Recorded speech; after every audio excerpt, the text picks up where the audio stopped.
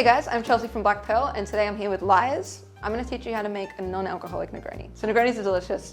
They're definitely one of the most sold drinks over the bar at Black Pearl. But unfortunately, they definitely pack a massive punch, which means the next day you tend to wake up feeling not so fresh.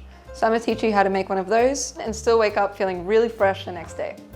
So we're going to start off with the Dry London Spirit from Lyre's.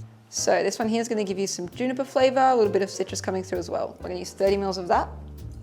Next, we'll be using the Apéritif Rosso. This has been modeled off of a sweet vermouth, so getting a lot of that sweetness coming through. Sweetness, herbaceousness, as well as some red fruit flavor as well.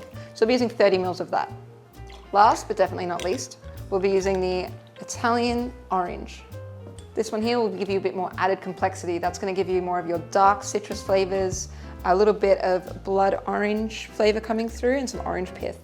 So I'm just going to give this a little bit of a stir down. So normally you'll see bartenders mixing this in a massive mixing glass. That's just to dilute the drink further and to get rid of a bit of that ethanol heavy flavor. Because we're not using any ethanol, we don't have to do that. So we're just mixing to combine the flavors. So we've stirred it down, it's perfect, ready to go. And now we just need to garnish. So to do that, we're just going to grab a nice orange wheel.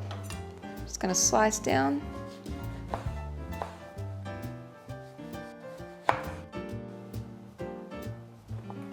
And there you have it, a Lyre's non-alcoholic Negroni.